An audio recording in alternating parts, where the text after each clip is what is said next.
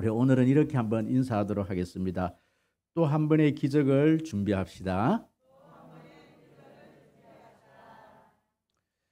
여러분 중에 아시는 분들도 계시겠지만 양평이나 평창에 가면 이 행글라이더를 타는 곳이 있습니다. 절벽과 바람이 어우러져 많은 동호인들이 즐기고 있는 곳이지요. 행글라이더를 타는 곳은 그 절경이 환상적이라 할 만큼 아름답습니다. 창공을 자유자재로 날고 있는 이 모습을 보고 있노라면 야, 나도 한번 저렇게 한번 행글라이더를 한번 타봤으면, 여러분 그게 참 이렇게 소원이더라고요. 언젠가는 저거 한번 타봤으면 하는 그런 마음이 저에게도 간절합니다. 실현이 될지 안 될지는 모르겠지만 마음으로는 꼭 한번 타보고 싶습니다. 어떤 사람이 행글라이더를 타려고 한다면 이 행글라이더를 타는 데는 필요한 모든 것을 배워야 합니다. 균형을 어떻게 맞춰야 하는지, 또 이륙이나 착륙을 할 때는 어떻게 해야 하는지, 하늘에서 왼쪽이나 오른쪽으로 턴을 할 때는 어떻게 해야 하는지, 더 높이 올라갈 때에는 어떻게 해야 하는지, 하늘에서 한 바퀴를 돌 때에는 어떻게 해야 되는지, 또 이 행글라이더 장비를 어떻게 구입해야 하는지 모두 배워야 합니다. 이 모든 것을 누구에게 배웁니까? 바로 교관으로부터 그렇게 배워야 하지요.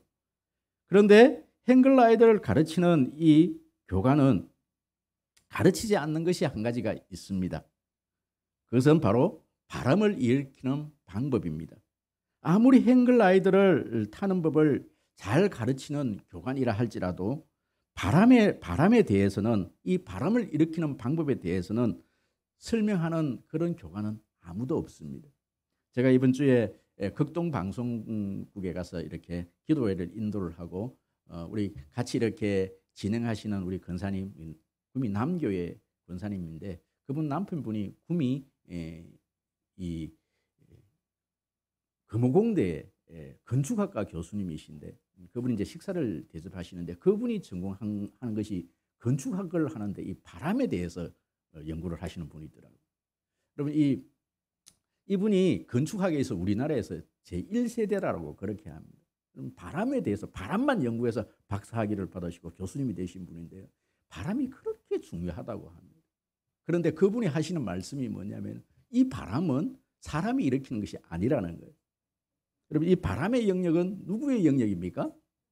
하나님의 영역입니다. 여러분 아무리 행글라이더를 잘 타는 법을 가르칠 수 있어도 교관이, 이 바람만큼은 이 교관이 어찌할 수가 없다라는 것이죠.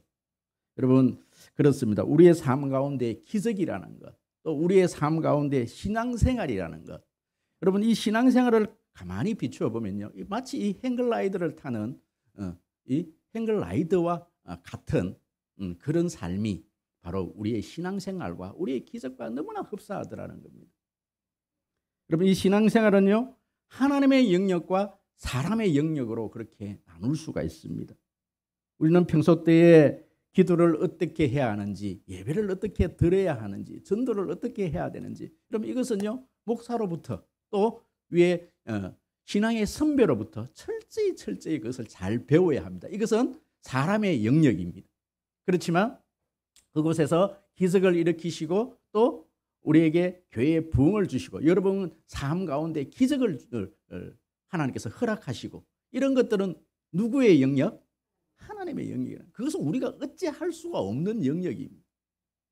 여러분 그래서 저는 오늘 이 본문의 말씀을 통해서 하나님께서 우리에게 우리가 해야 될 일, 하나님의 기적을 우리의 삶 가운데 보여주시기 전에 하나님께서 우리에게 요구하시는 우리가 해야 될 일에 대해서 오늘 본문의 말씀을 말씀하고 있더라는 것이죠. 사실 이 본문의 말씀을 가지고 제가 저번에 한번 말씀을 드린 적이 있어요. 그런데 이 말씀을 다시금 꺼내서 계속해서 이 말씀이 생각이 나서 다시금 이렇게 꺼내서 다시금 이렇게 조금 더 깊이 묵상을 하는 가운데 이 영역이 세 영역인데 이게 좀 이렇게 권역별로 좀 나누어서 이것을 일반화시켜 보니까 좀 더 우리가 순종할 수 있는, 또 우리가 준비해야 될 것이 구체적으로 어떤 것인지 보이더라고요. 그래서 오늘 이 말씀을 가지고 다시 여러분들과 함께 좀 말씀을 좀 나누려고 하는데 오늘 이 본문의 말씀을 우리 잠시 이 이야기를 좀 정리를 하면 이렇습니다. 오늘 이 본문은 어느 과부 이야기입니다.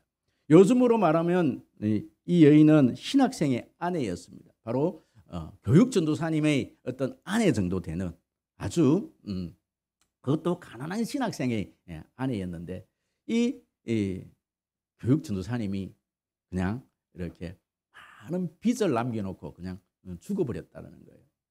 여러분 이 신학도들이요 사실은요 굉장히 가난합니다.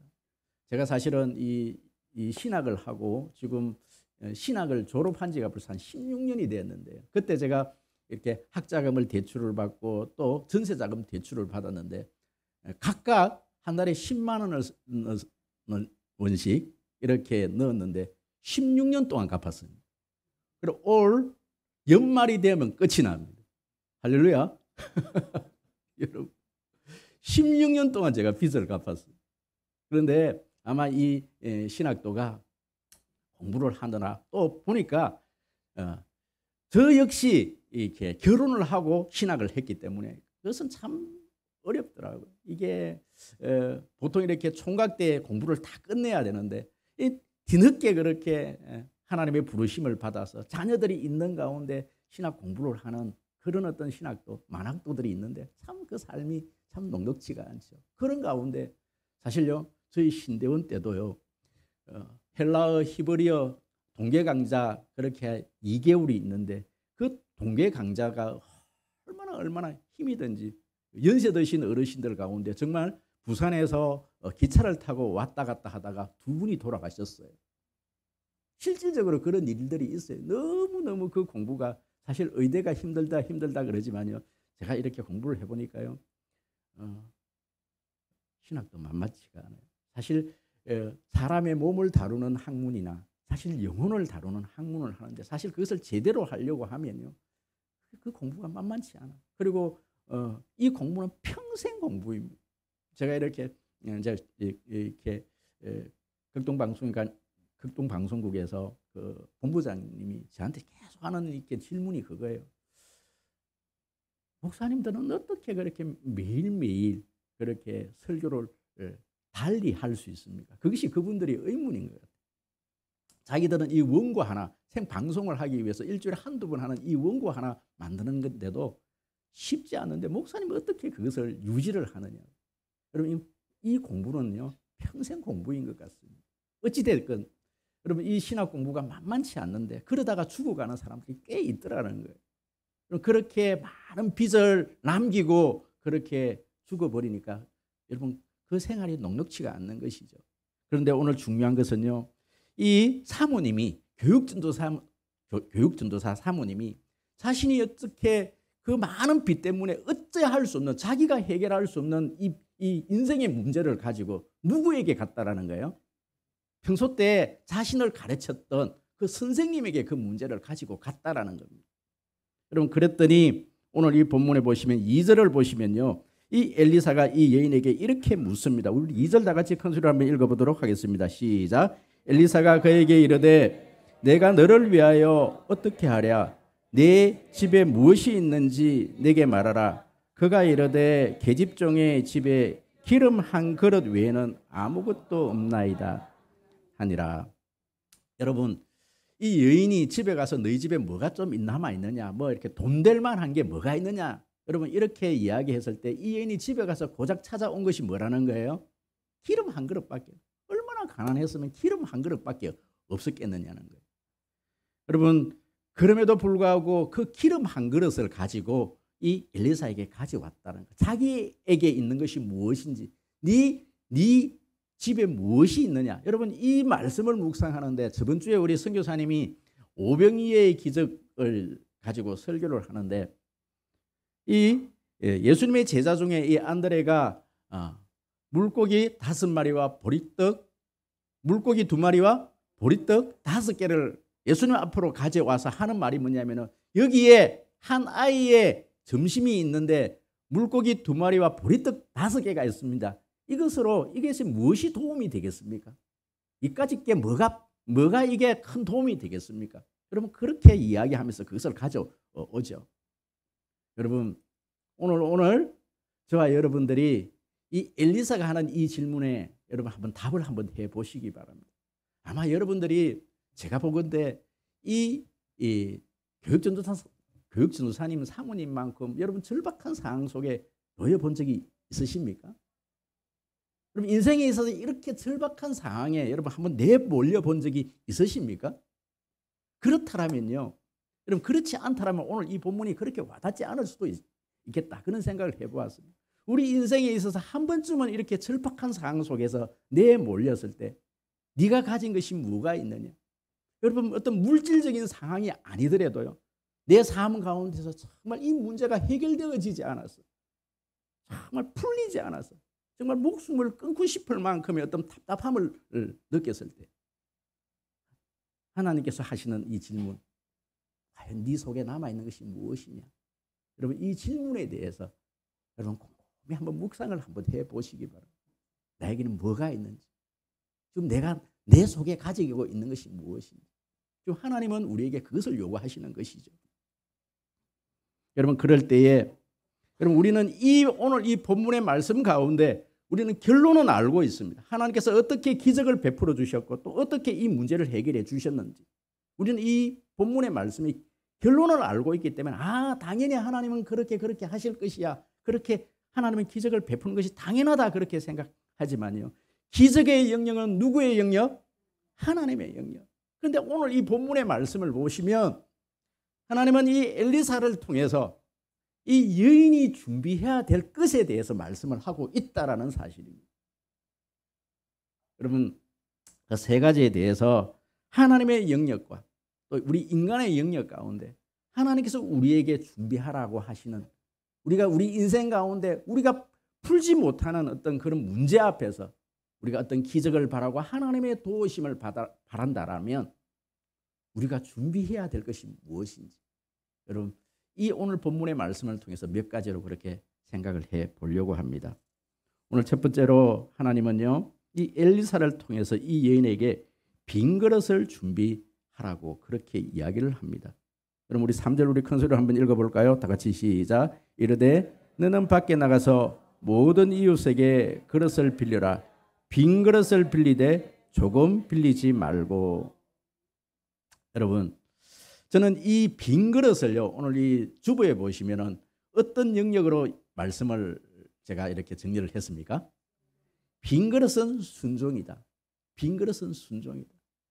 여러분 분명히 이 여인에게 있어서 필요한 것은요, 지금 당장 갚아야 될 돈입니다. 돈의 문제인데 여러분 이 여인에게 필요한 것은 지금 돈을 어떻게 만들어서 해결하라고 이렇게 이야기를 해야 하는데 이 엘리사는 이 여인에게 돈 문제에 대해서는 전혀 언급을 하고 있지를 않습니다. 뭘 이야기를 하고 있습니까?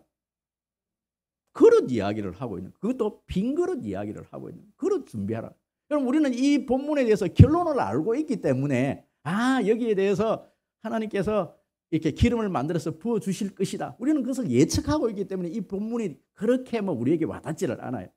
하지만 이 여인 입장에서 봤을 때는 왜 지금 나에게 필요한 것은 돈인데 왜 나에게 그릇을 빌려오라고 하지? 이것은 이해되어지지 않는 일이란 말씀이죠.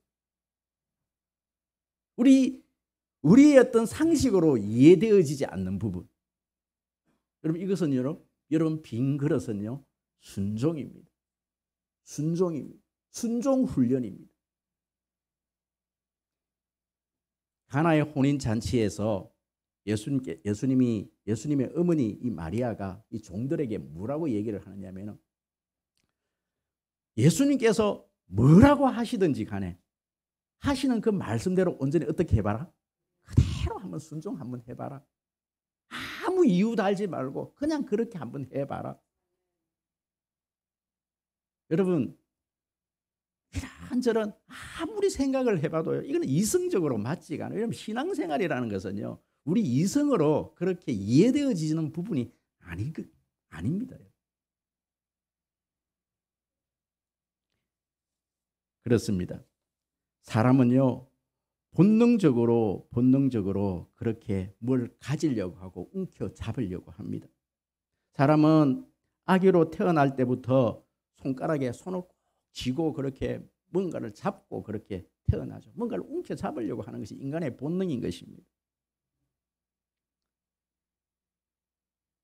그렇지만 우리가요, 내 손에 있는 무언가를 놓아야만이 다른 것을 집을 수가 있는 것입니다.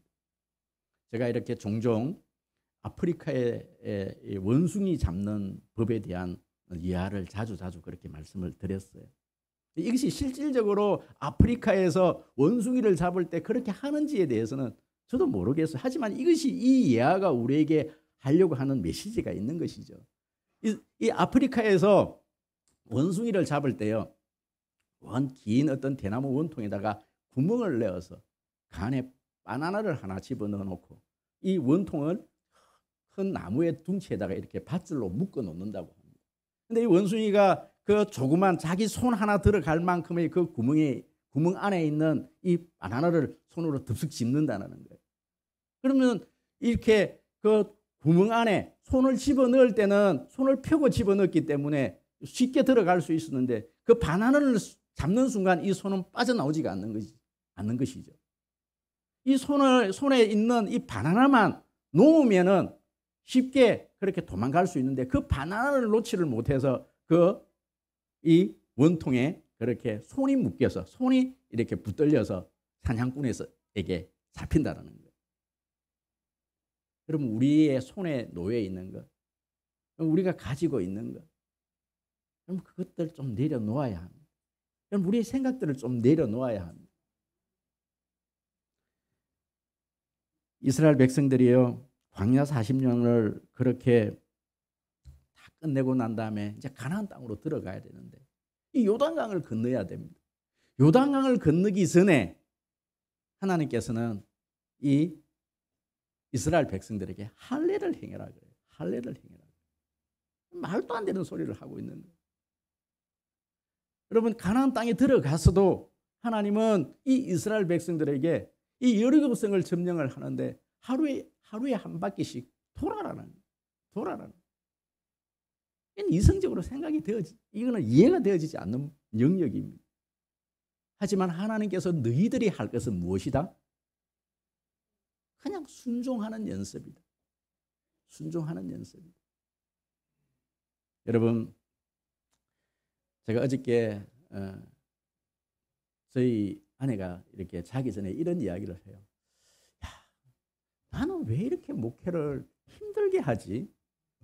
우리 성도들이요, 지난 이렇게 10년 동안 이렇게 되도록해 보니까 한 해라도 이렇게 조용한 한 해가 없었대요. 계속 뭔가를 했대요. 그래서 저희 아내가 하는 말이 뭐냐면은 이제 우리 성도님들 좀 쉬게 해주라고, 좀 놀게 해주고, 응? 좀 이렇게 여러분 수련회 가고 좀 이렇게 좀 쉬기도 하고 먹기도 하고 좀 그렇게 하면 어떻겠냐고. 여러분, 그렇습니까? 제가 몰라서 여러분 묻습니다. 하더라도 쉰 적이 없대요. 왜 이렇게 어? 그런데 여러분, 우리가요, 좀 쉬어야 되겠다, 내가 좀 놔야 되겠다, 여러분 그렇게 하는 순간 저에게 스물스물 찾아오는 게 저는 그렇습니다. 제 스스로 그렇게 해버리니까요, 다른 것까지 다 포기하게 되더라고요. 다 놓아버리게 되더라고요.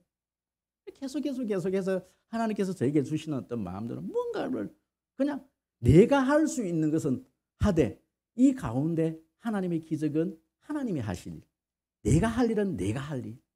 그럼 우리 교회가 열심히 지금까지 정말 한 해도 이 코로나 와중에서도요, 다른 교회에서는 그냥 뭐 예배도 드리지 않고 그런 가운데 테라스를 만들고 뭘 하고 계속 뭔가를 했다라는. 여러분, 저는 그것이 하나님 앞에서 제가 할 수 있는 영역이라 그렇게 생각을 했습니다. 이제 내년에는 좀 한번 쉬어볼까요?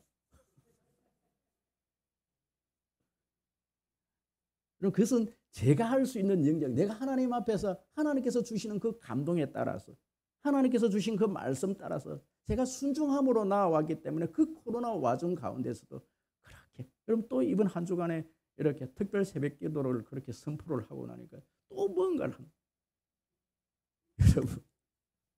여러분 한번 해 보십시다. 여러분 그냥 말씀에 의지해서 온 성도들이 한번 목사님이 저렇게 선포를 했으니까 여러분 그냥 교회에서 공식적으로 그렇게 선포하는 일은요. 하나님이 뭔가 계획하고 있기 때문에 그 일을 하시는 거예요. 좀 제가 하는 게 아니에요. 너희들 온전히 온 성도들이 한번 순종 한번 해봐라. 여러분 이 수련회가 그냥 어느 한 부서의 수련회가 아니라 전 교인 수련회거든요. 그러면 전 교인이 와야 되는 거예요. 이스라엘은 공동체거든요. 공동체가 온전히 함께 순종할 때는요. 하나님은 더 큰 기적을 예비해 놓고 그 이들을 하나님께서 선포하게 하시는 일이거든요. 가나안 땅을 정복해야 할 때 여러분 큰 전쟁을 앞두고는요. 그냥 각계 전투를 하는 게 아니에요. 온 공동체가 함께 하는 겁니다. 공동체가 함께 순종하는 법을 배우는 시간이 바로 여러분 특별 새벽기가. 여러분 전 교인 수련. 그냥 내 개인적인 것, 내 개인 것. 물론 평소 때 여러분 평소 때 다 개인적으로 하는 거예요. 여러분들의 삶이 평소 때는 다 개인적으로 하는 거예요. 하지만 전체가 할 때는 전체가 참여하는 거예요. 여러분 순종 훈련입니다. 여러분 그렇게 우리 성림교회가 온 교회가 한번 모여봅시다. 한번 은혜 받아봅시다. 그랬을 때는요. 분명히 하나님이 뭔가를 준비하고 계시는 거예요. 여러분 특별 새벽 기도 시간에 여러분 하나님이 또 한 번의 기적을 여러분 준비하고 계시고 그 일들을 선포하시는 일이에요. 빈 그릇 준비할 수 있는 여러분 되어지기를 원합니다. 어디 여러분 빈 그릇은 다른 거 아니에요. 여러분 그릇 준비하라는 게 아니에요. 순종 훈련입니다. 빈 그릇은 무엇이다? 순종이다. 여러분 빈 그릇은 순종입니다. 온전히 순종하는 가운데 하나님의 역사와 하나님의 기적이 있기를 소원합니다. 여러분 두 번째는요. 바로 그릇을 준비할 때 어떻게 해라? 많은 그릇을 준비해라. 저는 이것을 어떻게 일반화시켰는가 하니 이것은 믿음의 영역이다. 믿음의 영역이다. 여러분 많은 그릇. 분명히 아마 이 여인은 그릇을 준비할 때 왜 이렇게 많은 그릇을 준비하라고 하실까? 여러분 생각해보지 않았을까요? 그런데 여러분 그렇게 많은 그릇을 준비하라고 이야기했지만 그냥 뭐 내 형편껏 준비하자. 분명히 이렇게 생각할 수도 있었을 겁니다. 이것은 믿음의 분량입니다. 그래 많은 그릇을 준비하라고 했으니까 그래 내가 할 수 있는 대로 다 한번 빌려보자. 많은 것을 한번 준비해보자. 여러분 열왕기 하 13장에 보면 이스라엘 왕 요시아라는 왕이 있습니다. 이 요시아라는 어린 나이에 왕이 되었습니다. 이 시대는 바로 엘리사 시대이죠. 나중에 보시면 이 엘리사가 죽을 때에 이 요시아가 통곡을 하며 엘리사에게 이런 이야기를 합니다. 내 아버지여 내 아버지여 이스라엘의 병거와 마병이여. 정말 그렇게 정말 아버지처럼 어린 나이에 왕이 되었기 때문에 이 엘리사는요 이 요아스에게 정말 아버지 같은 그런 존재입니다. 그런데 이 엘리사가 살아있을 때에 이 이스라엘은 아람으로부터 그렇게 공격을 받았습니다. 아벡이라는 곳에 진을 쳤을 때에 이 요아스가 얼마나 가슴이 답답했던지 이 엘리사를 찾아가서 이 전쟁 어떻게 할까요? 이제 우리 다 죽게 되었습니다. 그랬을 때 이 엘리사가 하나님으로부터 기도의 응답을 받고 또 한 번의 기적을 베풀어 주는데요. 그 일들을 어떻게 해결하느냐 하면은 동쪽을 향해서 창문을 열고 활을 쏘라고 합니다. 그리고 난 다음에 그 화살은 아람의 손에서 건져낼 구원의 화살이라 분명히 이렇게 이야기를 해줘요. 그리고 난 다음에 이 엘리사가 요아스에게 하는 말이 뭐냐면 너는 그 화살을 도로 가지고 와서 그 화살로 땅을 한번 쳐보라고. 이 화살은 이 아람 군대로부터 구원할 하나님의 구원의 화살이니까 이 화살로 땅을 한번 쳐보라고. 그렇게 하니까 요아스가 어떻게 쳐요? 툭툭툭 이렇게 쳐요. 그때 이 엘리사가 대노 큰 화를 냅니다. 큰 화를 내면서 내가 분명히 이 화살이 아람으로부터 구원할 구원의 화살이라고 이야기를 했는데 여러분 이 요아스의 어떤 행동을 여러분 한번 이렇게 상상을 한번 해보십시오. 설마 이 상황에서 될까? 믿음 없는 행동이었다라는 거예요. 툭툭툭 성의 없는 행동이었다라는 거예요. 그럼 만약에 그 화살이 정말 이 이스라엘을 아람 군대로부터 구원할 화살이라고 믿었다라면 그럼 그 화살을 어떻게 쳤을까요? 여러분 같으면 어떻게 쳤을까요? 땅을 칠 때 막 두들겨 패지 않겠습니까? 네가 대여섯 번 쳤으면 그 아람 군대를 완전히 진멸할 수 있었을 때 네가 거기서 믿음을 가지지 못하고 툭툭툭 성의 없이 쳤기 때문에 그 사람 너는 그 아람 군대를 세 번 치고 진멸하지도 못하고 그냥 이 전쟁은 그렇게 그 아람 군대를 그냥 살려보낼 것이다. 그럼 그렇게 이야기하는 것이죠. 그럼 제가 이야기를 하면서 제가 강둑에 있는 낚시꾼 이야기를 했습니다. 어떤 낚시꾼이 강둑에서 이렇게 낚시를 하는데 이 고기 올라오는 고기를 보면서 팔뚝만한 고기가 올라오면 이 고기를요 자꾸만 버리는 거예요. 그래서 그걸 보고 있던 옆에 있는 구경꾼이 그 낚시꾼에게 묻습니다. 왜 큰 고기를 그렇게 버리느냐고. 그랬더니 나중에 보니까 이 그릇 안에 보니까 이 잡아놓은 어떤 망태 안에 보니까 손바닥만한 고기만 그렇게 잡혀 있는 거예요. 왜 큰 고기는 버리고 손바닥만한 고기만 그렇게 잡습니까? 그렇게 물었더니 그 낚시꾼이 뭐라고 얘기한다고요? 우리 집에 프라이팬이 이 손바닥만한 이 고기만 구울 수 있는 그 프라이팬밖에 없다라는 거예요. 그래서 큰 고기는 다 버린다라는 거예요. 사실요, 저는 한 2주 전에 제가 전도할 대상자 한 분을 찾아가고 거기 가고 제가 복음을 전했어요. 그리고 담대함을 가지고 그분에게 우리 송림교회로 한번 와 보시라고 그렇게 제가 한번 찾아갔습니다. 사실 제가 그렇게 하기까지는요 꽤 많은 시간이 걸렸고요. 저에게는 참 두려움이 있었어요. 그분은 사실 서울에서 그렇게 10,000명 이상 되는 교회에서 신앙생활을 했고 또 그분의 어떤 성향이 너무 이렇게 지금 어떤 사업체를 경영하시는 그런 분인데 이분은 어떤 성향이 참 이렇게 보통 분이 아닌 거예요. 한눈에 봐도 이 포스가 이렇게 막 목사인 저도 막 이렇게 막 짓눌릴 만큼 좀 이렇게 힘이 든 거예요. 그래서 저분이 우리 교회에 오면은 내가 감당 못하겠다. 우리 교회 오지 말아야 오라 소리 하지 말자. 그러면서 한 2년을 보냈던 거예요. 그러다 제가 기도를 하는 가운데 하나님께서 저에게 어떤 마음을 주시느냐면 이 큰 고기, 작은 고기 이 생각이 나면서 우리 집에는 지금 후라이팬이 요만큼밖에 안 되니까 큰 고기를 다 버리. 물론 그분이 제가 뭐 큰 고기다 이런 뜻은 아니에요. 제가 감당하기 힘든 분이라는 거예요. 그런데 하나님께서 어떤 마음을 주시느냐면은 왜 그것을 네가 걱정하느냐? 왜 네가 걱정하느냐? 네가 그것을 판단하느냐? 그래서 제가 거기 가서 제가 담대하게 우리 교회 오시라고. 그 모습 속에서 외로움이 보이는 거예요. 그 모습 속에 정말 이분이 이제는 코로나, 물론 그전까지는 코로나를 핑계대면서 교회를 못 오셨지만 이제는 그분이 우리 교회에 오셔도 하나님께서 그분을 책임지시면 된다. 우리 교회 작은 후라이팬 팔고 큰 후라이팬 사면 된다. 성격이 막 그럼 제가 감당하지 못하면 우리 성도님이 감당하면 된다. 그런 어떤 마음에 이제 확신이 생기기 시작하는 거예요. 저는 그분 딱 만나고 난 이후부터는요 사람 두려워하지 않습니다. 우리 김재민 집사님 친구분이 와 계신데요. 어제도요. 요번 주에 내일 오십시오 했더니 지금 와 계시잖아요. 그럼 보면 저분은 우리 후라이팬에 안 맞아. 그럴 필요 없을 것 같아 이제. 그냥 믿음대로 하나님께서 하시겠지. 할렐루야. 믿음의 분량입니다. 여러분 너무 걱정하지 마십시오. 여러분 기도할 때 여러분 큰 입으로 기도하시기 바랍니다. 여러분 10억 달라 그러면 이거 내가 어떻게 쓰지? 그 걱정할 필요 없다니까요. 큰 어떤 지금 오다 받을 일이 있으면 이 우리 회사가 이 그릇이 프라이팬이 요거밖에 안 되는데 이거 어떻게 감당하지? 그거는 받아놓고 그때 고민하면 될 일이지 받기도 전에 여러분 버릴 필요가 없다라는 얘기예요. 할렐루야.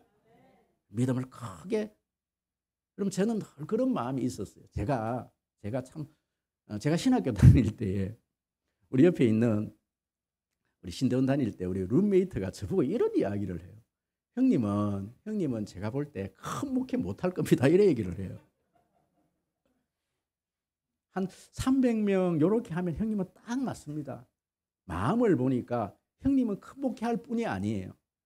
큰 목회를 하려고 그러면은 막 이렇게 좀 사기끼도 있고, 죄송합니다. 목사가 사기치면 안 되지만 좀 이렇게 너무 사람을 배려하고 너무 이렇게 마음이 여리면 안 된다라는 거예요. 너무 사람을 배려하고 이러면 큰 목회를 못 한다라는 거예요. 근데 제가 해보니까 그런 것 같아요. 너무 세심하게 다 배려를 하다 보면요, 제가 이렇게 큰 걸 놓치는 것 같아요. 근데 요즘 들어서는 제 마음속에 그럴 필요가 없겠다.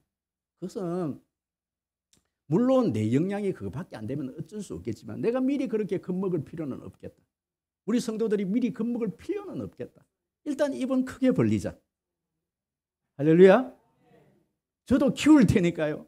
저도 작은 프라이팬 내버리고 오늘 당장 어쩌해 갖고 우리 큰 프라이팬 하나 집에 한번 장만해 볼까 싶습니다. 여러분, 안 되면 그 더 큰 어떤 프라이팬 사면 되잖아요. 큰 입을 벌리고 일단 우리 한번 입을 크게 한번 벌려 보십시다. 우리의 믿음을 한번 키워 보십시다.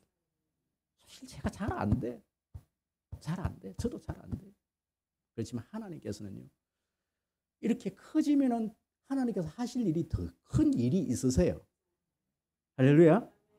그래서 예전에는 그냥 이렇게 밥 먹고 살면 되지. 그리고 우리 서로 사랑 나누며 우리끼리 잘하면 되지. 이렇게 생각하다가 요즘은 어떤 생각이 이렇게 마음이 좀 바뀌느냐면은 정말 우리가 좀 더 하나님 앞에서 큰 일을 하려고 하면은 정말 사람들이 더 필요하겠다. 그리고 좀 내가 좀 감당하기 힘든 그 사람도 필요하겠다. 그 사람은요, 저보다 더 큰 일들을 할 수 있는 어떤 대표가 있더라고요. 그런 사람들이 있더라고요. 내하고 안 맞다 그래서 여러분 버릴 필요는 없어요. 그래서 어떤 사람이 주어지든 우리 교회가 하나로 어우러져서 우리가 하나님께서 주신 그 사명을 감당하는 그런 교회 되어지기를 주의 이름으로 축복합니다. 세 번째는요, 바로 깨끗한 그릇입니다. 여러분, 여기에서는 오늘 이 본문에서는 그것이 깨끗한 그릇 준비하라 이런 말은 없어요. 그런데 제가 이렇게 볼 때에 여러분 오늘 본문 보시면요, 7절 보시면 그 여인이 하나님의 사람에게 나아가서 말하니 그가 이르되 너는 가서 기름을 팔아 빚을 갚고 남은 것으로 너와 내 두 아들이 생활하라. 여러분, 아무리 많은 그릇을 그렇게 빌려왔더라도 여러분 그 그릇이 오염이 되어 있는 그릇 같으면요, 아무리 하나님께서 그 그릇 속에다가 여러분 그 그릇이 이렇게 간장을 담았던 그릇, 간장이 그대로 남아있는 그릇, 여러분 그런 그릇을 아무리 많이 빌려온 분들 못하느냐. 하나님께서 여기서 아무리 채워준들 그 기름이 여러분 어디에 쓰이겠느냐, 팔 수 있겠느냐는 거예요. 그럼 그릇은 깨끗한 그릇이어야 합니다. 하나님은 어떤 교회를 사용하시고 하나님은 어떠한 사람을 사용하시느냐. 그럼 하나님은요, 깨끗한 사람을 사용하십니다. 그럼 여기서 말하는 이 깨끗함, 그것은 요한 1서 1장 9절에 보면요, 하나님 앞에서 자백함으로 제사함 받는 그 내용이 나오는데요. 여러분, 우리의 이 몸은, 이 육체는 어쩔 수 없는, 우리가 가만히 내버려 두면요, 죄를 지을 수밖에 없는 존재입니다. 물론 우리는 하나님을 믿는 그 순간부터 하나님께서 우리의 과거의 죄, 현재의 죄, 미래의 죄까지 하나님께서 다 용서해 주셨습니다. 그것이 바로 예수의 십자가의 능력입니다. 여러분, 죄 문제는 여기서 깨끗함이라는 것은 죄 문제를 두고 하는 이야기인데요. 여러분, 이 죄 문제는요, 예수 그리스도의 어떤 피로 여러분 충분합니다. 그럼 깨끗이 씻음을 받았습니다. 그럼 여기서 말하는 것은, 그럼 베드로가 이 마가의 다락방에서 예수님께서 이 베드로에게 이렇게 베드로의 제자들이 발을 씻기고 베드로의 발을 씻길 때에 이 베드로가 뭐라 얘기합니까? 예수님, 절대 이 발 씻길 수 없습니다. 예수님께서 너 이 내가 발 안 씻겨주면 니하고 내하고 아무 상관없다. 그러니까 이 베드로가 그러면 내 몸까지 씻겨주십시오. 그러니까 예수님께서 하시는 말씀이 한번 이렇게 목욕한 사람은 씻음을 받은 사람은 이제 두 번 다시 목욕할 필요 없다. 뭐만 씻으면 된다? 그때마다 더러워져 있는 발만 씻으면 된다. 손이 더러워져 있으면 손만 씻으면 되고. 여러분 여기서 목욕에 해당되어지는 것이 원죄에 해당되어지는 거거든요. 인간은 태어나면서부터 우리가 가지고 죄인으로 태어나는 겁니다. 그 문제는 예수 그리스도의 십자가밖에 없거든요. 그 문제는 해결된 겁니다. 오늘 적어도 이 자리에 앉아서 예배드리는 여러분들은요. 여러분 그 원죄 문제는 다 해결됐습니다. 그래서 우리가 하나님의 자녀로 이 자리에 앉아 있는 거예요. 그런데 매일매일 씻어야 될 죄에 대한 이야기를 하는 거예요. 여러분 우리 새벽에 이 요엘서를 살펴보고 우리 그 앞에서 이 소선지서 이 다니엘서를 우리가 살펴봤을 때도 다니엘에게 또 계속 하는 말이 뭐냐면은 죄송합니다. 다니엘서 맞습니다. 이 다니엘서에서도 계속 하는 말이 뭐냐면은 네가 스스로 너를 깨끗게 하여 할 때 그 스스로 깨끗게 한다는 말은요. 근본적인 그 죄의 문제에 대한 이야기를 하는 게 아니에요. 내가 지금 짓고 있는 죄, 자범죄에 대한 이야기를 하고 있는 겁니다. 여러분 인간은 여러분 그렇기 때문에 여러분 환경을 그렇게 만들지 말아야 됩니다. 죄를 짓는 장소에 가지 말아야 되고요. 이 죄 문제는 여러분들 이 죄는 여러분들을 자꾸 이기려고 하면 할수록 여러분 그것은 이길 수 없는 것이 죄 문제예요. 그래서 피해야 하는 겁니다. 그냥 빛 가운데 가면 죄는 물러가는 겁니다. 여러분이 기도의 자리에 있고 말씀의 자리에 있고 늘 공동체 속에 있으면요 죄를 안 짓게 되는 겁니다. 죄를 내가 안 지으려고 아무리 노력해도 그것은 안 지어질 수 있는 게 아니에요. 죄는요 제가 해보니까 저는 이 목사로 살아가지만은요 지금도요 그 죄 문제에 대해서는 제가 어떻게 할 수가 없어. 가만히 있으면 들어오는데. 그런데 어떻게 하느냐? 그냥 여러분 하나님 앞에서 서 있어야 되는 거예요. 빛 가운데 서 있으면 죄 문제는 해결되어집니다. 할렐루야. 그렇기 때문에요 공동체가 필요한 겁니다. 왜 제가 자꾸만 이렇게 공동체를 강조하느냐면 여러분 저기 어떤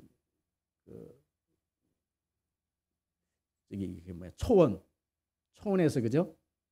이 사자들이 사냥을 하는 것들은 이렇게 그 어떤 무리에서 이탈한 가젤 또 양들 그런 것은 반드시 이렇게 마귀의 어떤 표적이 되어지거든요.